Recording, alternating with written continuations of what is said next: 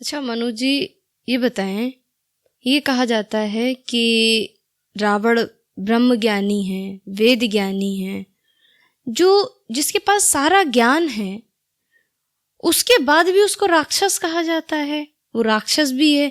जब ज्ञान है और सारी जानकारी है, सब कुछ है, तो फिर उसके बाद में वो राक्षस कहलाता है। तो इसमें कितना क्या सत्य है, क्या है, मतलब इसका अर्थ क्या है कहने का कि वे राक्षस भी कह रहे हैं और वेद ज्ञानी, ब्रह्म ज्ञानी, उसके बाद भी राक्षस कहला रहा है, क्यों? आपके सवाल ने बहुत गहरे तक मुझे सोचने पर मजबूर किया है, और क्या इसका उत्तर दूं। जब आप कहते हैं कि रावण ब्रह्म ज्ञानी है जी, तो भी ये सत्य है। अच्छा, एक लंका पर मैंने वीडियो बनाया था, उसमें बहुत सारे लोगों ने बहुत सारे प्रश्न यही वाले पूछे थे जो एक्चुअल में आप पूछ रहे हैं कि ये समझ में नहीं आ रहा कि रावण ब्राह्मण भी है और राक्षस भी है, ये क्या मतलब है। तो रावण जो पितृकुल है रावण का, उससे एक महान ब्राह्मण है, पुलस्त्य ऋषि का, मतलब एक तरह से नाती है वो। अच्छा। महर्षि विश्रवा का पुत्र, शुद्ध वैदिक ब्राह्मण है, वेद पढ़ता है, यज्ञ करता है, पूजा करता है, ईश्वर में यकीन करता है। ये पितृकुल की तरफ से है। और मातृकुल की तरफ से वो एक दानव है। अच्छा। जिसका नाना सोमाली है, जिसको दैत्यराज कहते हैं, नागवंशीय दैत्यराज। और उसकी माँ केकसी उनकी पुत्री है। तो केकसी भी उसी वंश परंपरा से है। तो मातृकुल से रावण एक दैत्य है, दानव है। अब जो प्रश्न है जिस पर बहुत चर्चा होती है कि मतलब रावण के बारे में जो इतना सब कुछ पुराणों में लिखा गया है, ये एक बहुत ही मतलब क्रूर, बहुत खराब आदमी, बहुत ये सारे चीजें लिखी गई। दरअसल क्या है कि जो ब्रह्मा जी हैं, उनके एक मानस पुत्र हुए दक्ष। दक्ष के 66 पुत्रियां हुई। पहले ये समझना पड़ेगा कि ये देवता दानव का ये चक्कर क्या है। बिल्कुल, ये पहले समझना पड़ेगा। तो उनकी 66 पुत्रियां हुई जी। इसमें से 13 पुत्रियां उन्होंने महर्षि कश्यप के साथ ब्याह दी। बाकी 27 चंद्रमा के साथ, ऐसे उन्होंने सारी कन्याओं का अपना उतना मतलब विवाह कर दिया जी। 4 कन्या बची, बाद में वो भी कश्यप ऋषि को दे दी, और ऐसे 17 उनकी पत्नियां हो गई। तो उनमें जो 3 महत्वपूर्ण हैं, अदिति से आदित्य हुए, दिति से जो पुत्र पैदा हुए, एक ही पिता के संतान है, वो दैत्य कहलाए। और जो दनु एक उनकी पत्नी है, उससे जो बच्चे पैदा हुए वो दानव कहलाए। अब ये और भी जो जितनी उनकी कन्याएं थी, वे सारा नाम लूंगा तो वीडियो काफी बड़ा हो जाएगा। उन सब से कोई ना कोई वंश परंपरा चली। अब रावण चूंकि ब्राह्मण है तो वो सारा कुछ वेद वगैरह पढ़ रहा है, ज्ञान अर्जित कर रहा है, वो सब कुछ कर रहा है, वो जो एक ब्राह्मण परिवार में होता है। और मातृकुल में जब वो अपने नाना के यहां जाता है तो वो सारे वो दैत्य परंपराएं वो सारी निभा रहा है। तो वो रिसर्च भी कर रहा है, जो नयापन है, अपडेट जो हो रहा है, वो अपने मातृकुल से हो रहा है। और ज्ञान, यज्ञ, इससे जो सफलताएं मिलती हैं वो अपने पितृकुल से सीख रहा है। तो रावण कुल मिला के अपने समय का एक बहुत ही विलक्षण व्यक्ति है।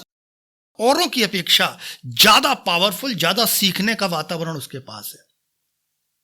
हाँ, वही तो, इसीलिए रावण सीखा है। और बचपन से रावण के अंदर जो लंका को लेकर, और जो उसके नाना थे जिनका देवताओं से विवाद रहता था, तो हमेशा उन्होंने एक ही चीज सिखाई कि तुम्हारे साथ अन्याय हुआ है, तुमको जो चाहिए था तुम्हारा हक नहीं मिला।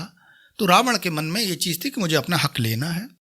और इसलिए उसके दिमाग में ये विचार जन्म लेने लगा कि वो जो है सर्वश्रेष्ठ है, क्योंकि वो तब उसने एक नई संस्कृति डेवलप की, रक्ष संस्कृति, जहां से राक्षस उत्पन्न हुए, जहां से मतलब राक्षस लोगों का प्रभुत्व बढ़ा। तो राक्षस में रावण ये मान रहा है कि सब कुछ है, देवता, दैत्य, दानव और जो उनकी यामिनी वगैरह जितनी भी पुत्रियां हैं सबसे वो सर्वोच्च सत्ता चाहता है। ये रावण की अपनी भूख है। रावण बहुत विस्तृत राज करना चाहता है। और एक बात आप मान के चलिए कि जो आदमी लंबी यात्रा का होगा, छोटी बातों से उस पर फर्क नहीं पड़ेगा। छोटा आदमी उतना ही सोचेगा कि मैं काम कर रहा हूं, मुझे पैसे मिल जाए। लेकिन जो बड़ी यात्रा का होगा वो 50 साल 100 साल लेकर तभी ये कहा जाता है कि रावण ने बहुत लंबे समय तक राज किया। उसका कारण था कि उसकी योजना जो थी वो बहुत लंबी थी और बहुत विराट थी। लोग एक राज्य तक सोचते थे, वो पूरा विश्व के हिसाब से सोचता था कि मुझे सबका राजा बनना है। आप सोचिए, ये बात भगवान श्री राम जानते हैं कि रावण जो है वो सच में बहुत विद्वान है, क्योंकि राम क्षत्रिय हैं। हाँ। लेकिन जो वेद का ज्ञान, जो शास्त्रों का ज्ञान, जो पुराणों का ज्ञान रावण को है वो राम को नहीं है। क्यों? क्योंकि राम से रावण उम्र में भी बहुत बड़ा है और राम एक क्षत्रिय कुल के संतान हैं, तो वो उसी तरीके से आगे बढ़ रहे हैं। वो दो बहुत बड़ी जो उस समय की जिनको कहेंगे कि निधियां हैं, एक ब्राह्मणत्व और एक जो दैत्यत्व उसके अंदर है। हाँ। वो दोनों अपने अपने शिखर के लोग हैं। महर्षि विश्रवा भी शिखर के लोग हैं और मतलब दैत्यों में सोमाली भी शिखर का व्यक्ति है। दोनों महान हैं। तो मतलब दोनों शिखर के लोग हैं। तो टॉप क्लास की उसको सारी चीजें मिली हैं और इसीलिए वो युद्ध कला से लेकर हर चीज में प्रवीण हुआ।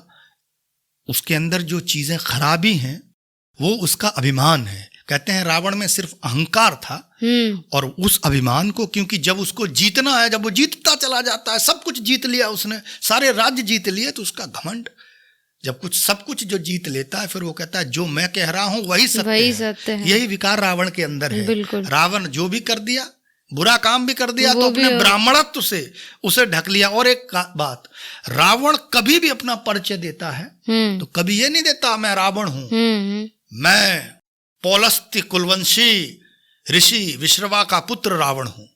यानी अपना परिचय सदैव वो ब्राह्मण कुल से दे रहा है। तो वो आधे लोगों की नजर में तो वैसे ही प्रणम्य हो गया, श्रेष्ठ हो गया।